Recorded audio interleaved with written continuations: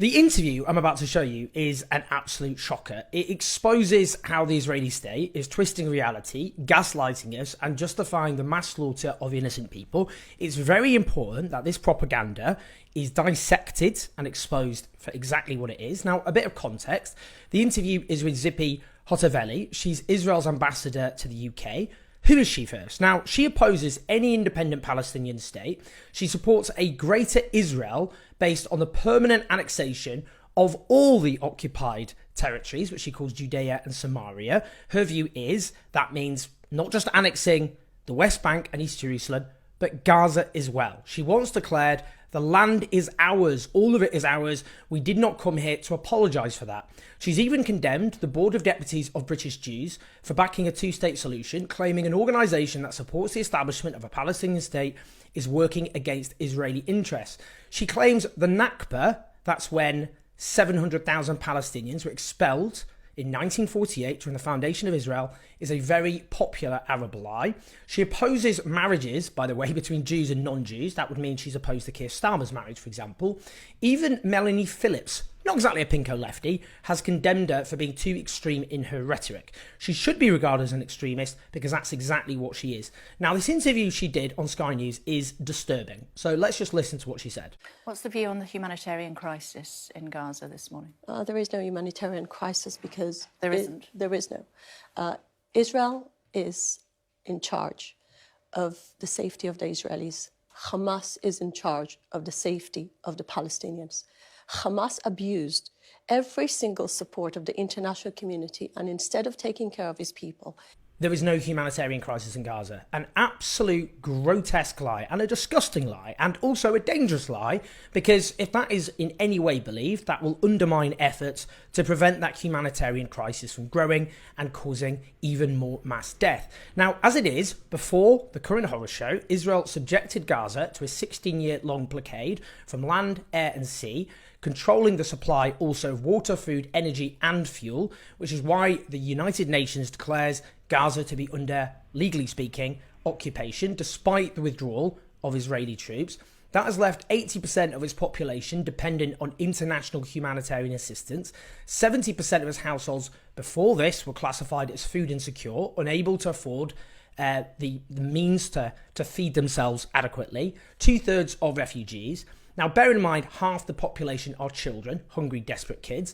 Since the war began, the Israeli defense minister declared a total siege with no electricity, no food, no fuel allowed in, on the grounds we are fighting human animals, genocidal rhetoric there, adding Israel intends to, in his words, eliminate everything, as well as other statements from Israeli officials saying that Gaza will be reduced to a city of tents. That is collective punishment. It is illegal under international law. Now, UN agencies report that clean water has run out and Gazans are reportedly drinking from the sea. It may well be that thirst ends up being the biggest killer. We don't know. Food is running out. Hospitals have been bombed and electricity to power them and keep people alive is running out. Even a Conservative minister, Andrew Mitchell, has declared a humanitarian crisis is looming, though obviously it is already here. It's a lie to suggest otherwise and a disgusting lie when so many people are suffering. Let's hear her again. It created this underneath tunnel of terror, a manufacturing of rockets that their own main target is to hurt innocent Jews in their homes.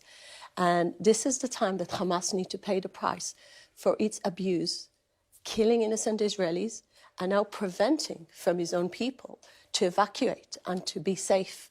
Israelis worked with the international organizations to make sure all Palestinian civilians will be safe, and we are giving them the opportunity to go south to a sheltered places that they will be safe. Unfortunately, the children of Kfar Aza, the people of Sderot, were not given this opportunity to be safe. They weren't alarmed. They didn't get alert. They were slaughtered in their beds. So Israel is just targeting military targets. Where do you even begin here? Now, firstly, about Hamas preventing people evacuating and the so-called, what she describes as the opportunity to go south. What she's talking about here is ethnic cleansing, the forced removal of the Palestinian civilian population. That has been described correctly by the Norwegian Refugee Council as the war crime of forcible transfer. It has been condemned by the United Nations in these terms. Forcible population transfers constitute a crime against humanity and collective punishment is prohibited under international humanitarian law. She calls this an opportunity. an opportunity. I mean, it's just so grotesque. It's just so grotesque. Now, it's not true that those fleeing the south are being somehow kept safe by Israel. Let's just listen to the BBC Gaza City correspondent. Overnight, there was 3 airstrikes that killed over 100 people, according to Health Ministry. Here, they said all of them are civilians. Those are people who evacuated from their homes in Gaza City and in the north, and they fled to the area that Israel asked people to come in. People thought that this area is safe. There you have it. Israeli strikes killing over 100 people who obeyed the order and moved to the south. It's also clear that Israel wants a new Nakba, a new mass expulsion of the Palestinian people so that they can take Gaza for Israel. This is not a conspiracy theory. It is not a baseless smear. Not only has the UN Special Rapporteur declared a second Nakba may be underway, this very ambassador, Zippy Hotovely, as I've said, regards Gaza as Israeli territory to be annexed. They're not pretending. They are speaking plainly about this. This is all, they're not hiding it. It's all in plain sight. Now, she says, all Palestinians will be safe.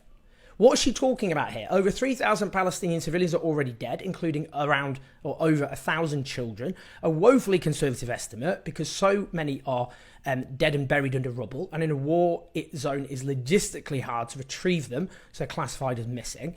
Just targeting military accounts. Just offensive gaslighting. Even the official Twitter accounts of the Israeli state are gleefully posting images of destroyed civilian buildings. Entire neighborhoods are being razed to the ground. That has been confirmed by journalists, that has been confirmed by aid workers on the ground, and it's been confirmed by the images that we can see with our own eyes.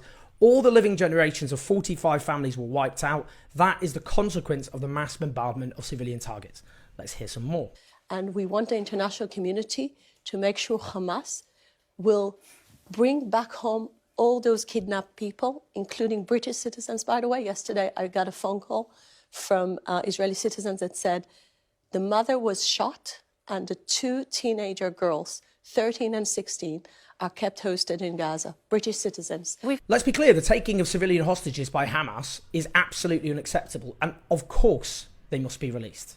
I mean, that's what Hamas obviously should do. Nobody serious supports taking civilian hostages. Does anybody in their right mind think the way these hostages are going to be rescued and come home alive is through this onslaught? Does anyone really believe that? I don't think anyone actually believes that seriously, do they? This was a hostage rescue mission. This would not be happening. If they're going to justify this absolute carnage, be honest about it. Don't pretend it's a hostage retrieval operation, because it isn't, and almost certainly involves the mass sacrifice of these hostages, which the Israeli state is softening up public opinion for. It should also be said that Israel holds over 1,200 Palestinians without charge. In 2016, they revised a previous law that stated children under 14 couldn't be held criminally responsible.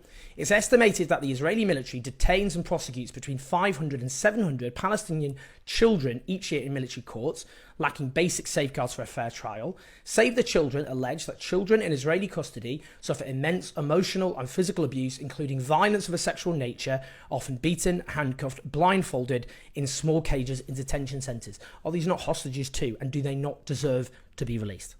Let's continue. You've been showing pictures this morning that would illustrate that there is a humanitarian crisis in Gaza. Can I ask you something? Yeah. Are you a mother? Yes. What would you think if your children would have been executed in front of your eyes? Would you expect your government to think about those Nazis committing those crimes and to say, wait a second, first of all, we need to protect the enemy, and then to protect my children? Your children come as priority to your prime minister. So we do you know that? This bit does make me sick to my stomach. The murder of children by Hamas is absolutely unacceptable and vile, and needs to be called out as such. It is a war crime. Never downplay that. Never downplay that. Of course we should be outraged.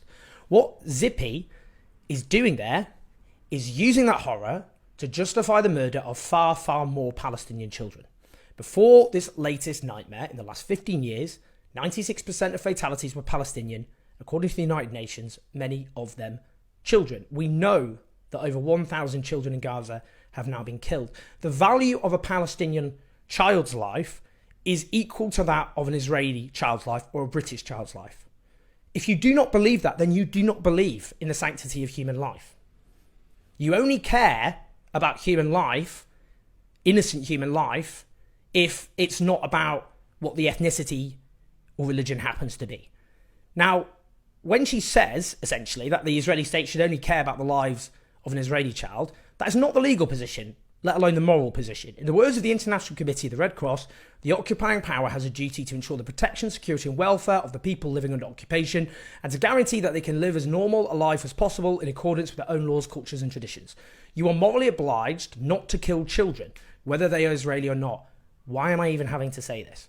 Let's continue. We have been showing images this morning that illustrate that there is a humanitarian crisis in Gaza. So blame Hamas and ask Hamas why they started those atrocities, walking So around. you acknowledge that there is a humanitarian crisis? I'm saying there is no. Israel is working. So what do you think is happening? What is happening? There is a war in Gaza, a war that Hamas started by committing a horrible massacre on innocent Israelis. I mean, listen to her. She's all over the place. There is a humanitarian crisis. She first concedes, blame Gaza, blame Hamas for it, she says, but then there is no humanitarian crisis. Again, no one seriously disputes that Hamas committed a horrendous crime. What is false is the idea this all began on the 7th of October 2023. It did not. That was not day one. Palestine has been subjected to the longest occupation of modern times. Their population suffered a mass expulsion in 1948. Israel itself was founded with the use of terrorism. Now, this is going to anger, these historical facts are going to anger some people, but they are historical facts. Take the Irgun, a Zionist paramilitary group, which, for example, bombed the King David Hotel in 1946, killing dozens of innocent civilians, which in 1948 participated in the Deir Yassin massacre, in which 107 Palestinian Arab villagers were murdered, including women and children. Menachem Begin was an Irgun member who later became Prime Minister of Israel. The Irgun are celebrated as national heroes in Israel, including the hotel bombers specifically. Israel was in part founded on terrorism, and it glorifies that terrorism. And that is relevant to any discussion when we're talking about other struggles for nationhood, not in any way to justify what Hamas did. There is no justification for what Hamas did, but to point out that the killing of innocent civilians is not unique. Now, since then, Israel has systematically stole Palestinian land with Israeli settlements all over the West Bank. In its invasion of Lebanon, mass murder was committed of innocent civilians. In 1982, up to 3,500 refugees were slaughtered in the Sabra and Shatila massacre by Israel's Lebanese allies, which an Israeli commission found then Israeli Defense Minister Ariel Sharon responsible for. He later became Prime Minister. Now, there was a system in place described by Amnesty International, Human Rights Watch, and the Israeli human rights organisation B'Tselem as apartheid. Gaza has been subjected to repeated attacks by Israel, which have killed large numbers of Palestinian civilians, as well as the tens of thousands of Palestinian civilians killed since 1948. This year alone, 248 Palestinian civilians before the latest atrocity, and 40 children were killed. This is the context that the ambassador does not want you to know. The truth is, she is an extremist. She opposes the Palestinians very openly having their own state. She openly wants to steal their land, and she is now lying about a humanitarian disaster that Israel is specifically responsible for. We will keep on taking on this propaganda. It is important, and it is a matter of life and death. Please do share this video to get the message out about what the actual truth is. Please like and subscribe. Do keep the show on the road on patreon.com/OwenJones84. You can listen to us on the podcast as well. I'll see you soon.